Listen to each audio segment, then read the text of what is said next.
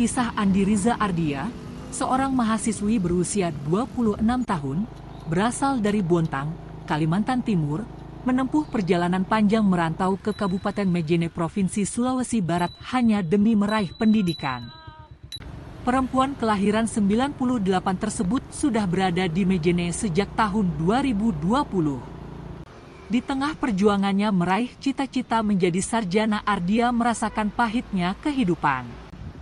Ardia sebelumnya kuliah S1 jurusan Teknik Pertanian, tapi karena kendala orang tuanya sakit dan faktor biaya akhirnya ia berhenti kuliah di semester 2. Kini ia lanjut kuliah di STKes Bina Bangsa Majene mengambil jurusan Kesehatan Lingkungan, dan beberapa minggu yang lalu ia selesai ujian hasil. Ardia mengatakan, selama di Majene ia tidak punya tempat tinggal tetap.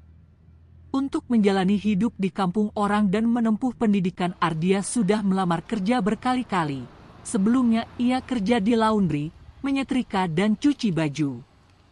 Selain itu ia juga pernah kerja di salah satu kedai kopi yang ada di Majene. Karena kan sebelumnya saya belum jualan buah tuh Kak ya, saya masih kerja ikut orang. Terus itu kerja orang, ikut orang itu kerja apa aja? Seperti kerja laundry, kedai kopi, seperti itu Kak. Berarti untuk pekerjaan saat ini? Untuk saat ini saya ikut orang lagi karena nggak terlalu santai. Saya kerja di cleaning service, kerja di klinik sebagai cleaning service. Terus juga sampingan saya jualan buah dan saya mengumpulkan sampah plastik yang akan saya timbang lagi. Jualan buah itu keliling Majene ya? Iya. Ya, itu biasanya itu harga satu buahnya itu berapa itu? 2.000 Kak per potong. Kalau dalam satu hari untungnya berapa biasa?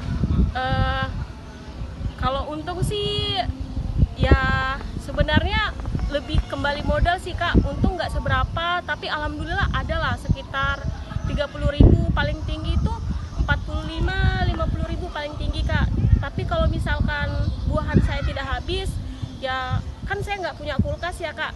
Jadi sisanya paling saya bagi-bagikan ke tukang beca atau ke anak-anak kecil karena udah nggak segar lagi, dan kalaupun ada yang mau beli paling saya kasihkan aja Kak.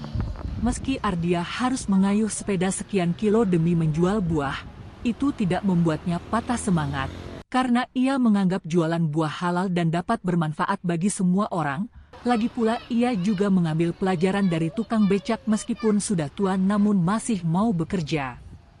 Ardia hanyalah anak perempuan yang didewasakan oleh seorang ibu sejak ia duduk di bangku kelas 2 SD, sebab bapaknya berpisah dengan ibunya, dan ibunya sudah meninggal dunia.